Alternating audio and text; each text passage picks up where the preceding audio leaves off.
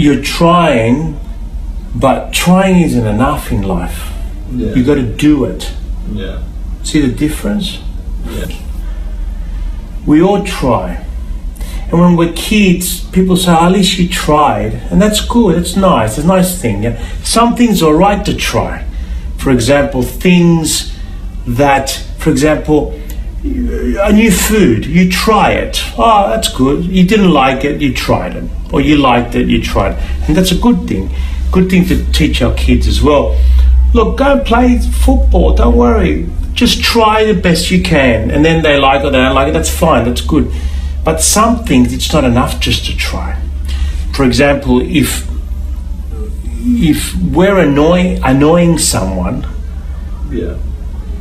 and they ask us to stop, it's not good enough to try to stop. We have to stop. You know what I mean? So once we're in someone else's territory, then it's not good enough to try. Yeah. Especially when no one's getting anything out of it, and especially when you're in a relationship because you're living together. It's not good enough to try. It's like saying, I'm going to try to be faithful. No, it's not going to work. You have to be faithful, you know. Yeah. And so, and many things are like that too. And for women, they find men very unattractive when men do certain things. One of them is being lazy, you know, on purpose, not because you're sick or something like that. Being lazy on a daily basis, you know. Sure, you have your lazy day, but I'm talking about men that are busy, that are lazy on a daily basis. And it's all right if nothing needs to be done, but when the other person has to do it, or then it's going to piss them off, isn't it? Yeah. And that will make the man unattractive to a woman because they're not fulfilling their role. They're not only as a man, just as a flatmate. You know what I mean? You're not fulfilling your duties. There's dishes to be washed. There's toilets to be cleaned. There's babies to be fed and so forth. Some things, some people are better at doing than others. That's fine.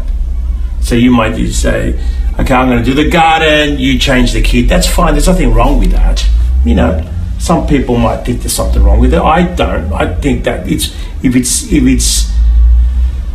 it's decided between the two adults, look, let's be effective about it. You're far better at that. I'm far better at this. Let's fucking do this. Done. You know what I mean? There's no problem. Is it okay to not learn it because you don't want to learn it? Yes, that's not okay. You know. Sure, learn how to change the kid's nappy because you will have to do it one day because she's not going to be there, you know. Not only that, it's great bonding, you know. So yes, definitely, it's effective not to do it, that's fine. But still learn how to do it. Yeah. And show that you can, and show that sometimes that you want to as well, you know what I mean? Because the other person may not be up to it sometimes, you know. So it's when you're in a relationship, there's a lot of give and take. Yeah. Mainly give, if possible. The problem is if we take more than we give, and in any relationship, not only a loving relationship. With a loving relationship, it might last longer for the other person to become uneasy and to make a decision to stop the relationship. Sure, because there's love involved. But in the end, the final is exactly the same. It ends badly. It ends with the collapse of the relationship. So whether it's a work relationship, it's a friendship, like we said, a loving relationship just takes longer because the person has more pages. There might be more involved, like mortgages and children. But the effect on the person is exactly the same. You know?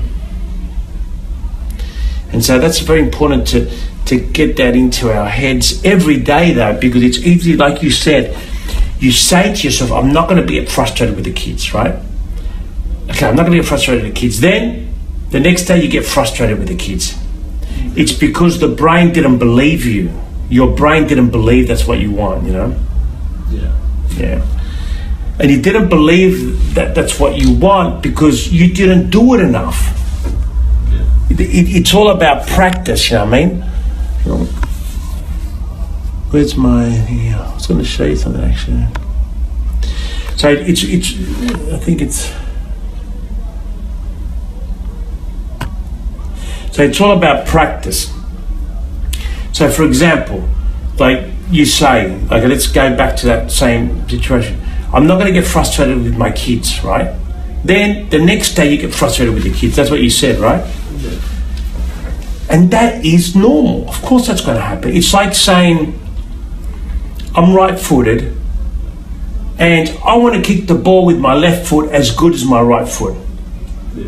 And then tomorrow comes and I kick the ball better with my right foot. Of course. It's only been 24 hours. Yeah. You know what I mean? Yeah.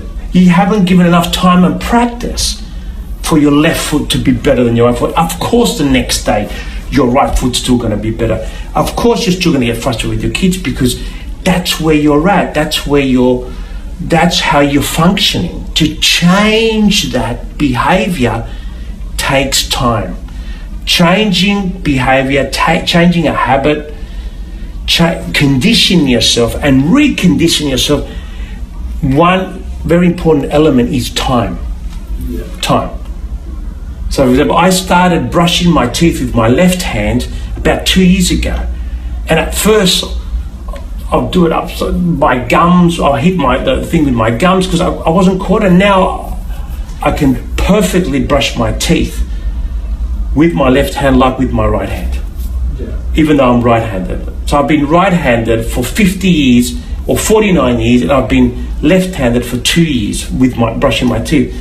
And it's about the same at the moment because I brush my teeth twice a day, and over 2 years, that's a shitload of brushing, isn't it? Yeah. Even once a day, that's 365, that's 700 odd times I've practiced that behavior. Yeah. And so it'll be at least 1,000, with most of the times doing it twice a day.